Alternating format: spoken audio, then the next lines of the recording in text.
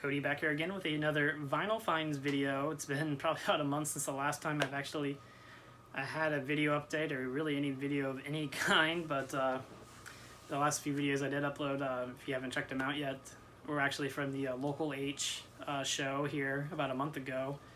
The Pack Up the Cats tour, just an amazing show. Right there, front row on the stage actually. I mean, I was so close that I could have touched Scott Lucas, but definitely wasn't going to do that because that would be very weird. But just an awesome show. And just honestly, just definitely check out the videos and check out the tour if he's coming to a town near you. I think the second leg just finished up, so there's one more leg of shows throughout November. Maybe some in December too, but it's a great show from Local H. Second time I've got to see them this year as well, but speaking of Local H, the first albums I'm going to show are actually Local H albums. The first one being the new single, Innocence, 10-inch single, just on black vinyl.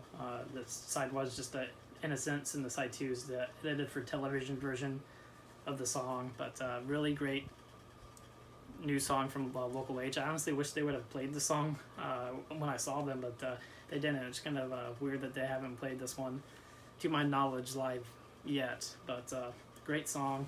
Definitely had to pick that up. I think it's maybe limited to 500, I think is what it said on the website. Last I looked, you can still get it on there, but definitely had to pick that up. Local H, definitely a band that I try to get most of their stuff on vinyl, so definitely no exception. And then, of course, I had to pick up Local H Pack Up the Cats on vinyl as well. It is on orange translucent vinyl, which I can show real quick.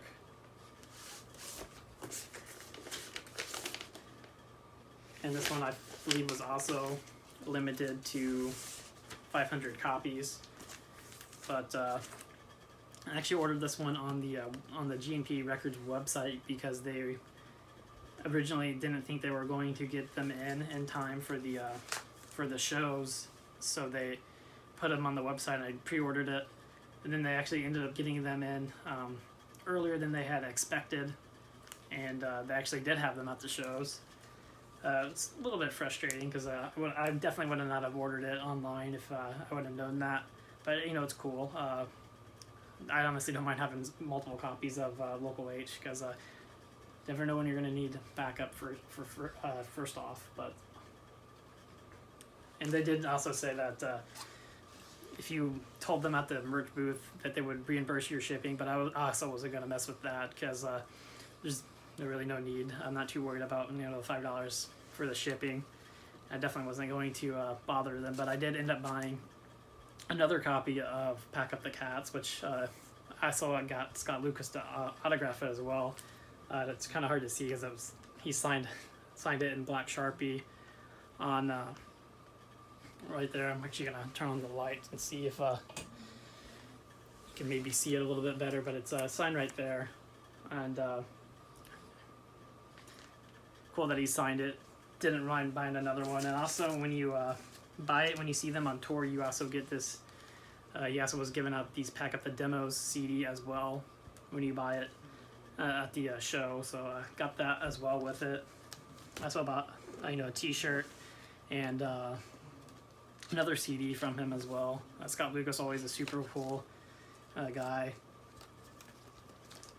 but just an amazing show. Really enjoyed it. Let's see, the next thing I got to show is something I got at the Vinyl Rescue Project, Foo Fighters' Greatest Hits.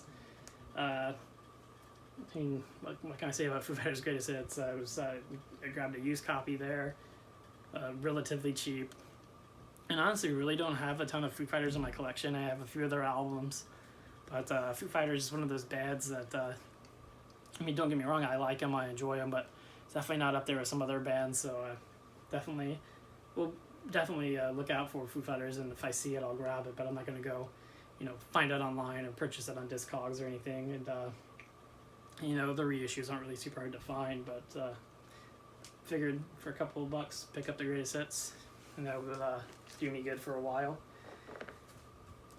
And then the next album I'm going to show is one I actually picked up just yesterday at a new record store here in town. It's Warren Zevon's Sentimental Hygiene, and the new record store is called Electric Key Records. It's in Franklin, Indiana.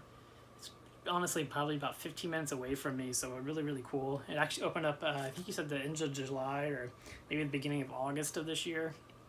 So it's been open a couple of months, but it was about a week ago when my friends told me he was walking around Franklin and actually saw it and asked me if I had been in there yet, and I had not even heard about it. And their hours are kind of, their hours are pretty much the same as my work hours, so it was really hard to get in there, and they were closed Sunday and Monday, and so it was very hard for me to get in there while they were open, but finally made a trip in there Saturday. I was off and dug around in there. Not a huge store. It's actually inside of a bakery as well, so he doesn't have a huge space in there, but picked up Warren Zevon. Real nice guy, and definitely will check it out again to see what else he gets in. But always looking out for Warren Zevon albums. Really enjoy Warren Zevon, and definitely an artist that I would like to eventually get his entire discography. And I'm getting closer now with Sentimental Hygiene. But he also did say he was going to get some record store day releases in there as well, so might check them out on that day, as well as the Divine Rescue Project, and hopefully, because there's a few things on that record store day list that I really want to get my hands on. Of course, the Dave Matthews Collective Soul. So definitely hoping to be able to get some of my hands on some of those releases, but we'll see what happens next month. And these are albums I got at Half Price Books. First one being Ultimate Spinach live at Unicorn, July 1967. And this is an album that I've actually had at Half Price Books for a while. And I never really wanted to pay the price that they had on it. And it was there so long that they eventually marked it down and clearanced it out. So I picked it up when it was clearanced out. I haven't actually listened to it yet, so I'm not really sure the recording quality. It's definitely like an unofficial release, so I'm not really sure what source this is coming from, but really enjoy their earlier albums from the 60s. That's a really cool psych band. And then an album I got there the other day is Bruce Springsteen, Human Touch. Springsteen album I didn't have, one that I really don't see a ton of. I have seen it a few times, but it's usually much more than I want to pay. Of course, this one's not in perfect condition, especially the cover.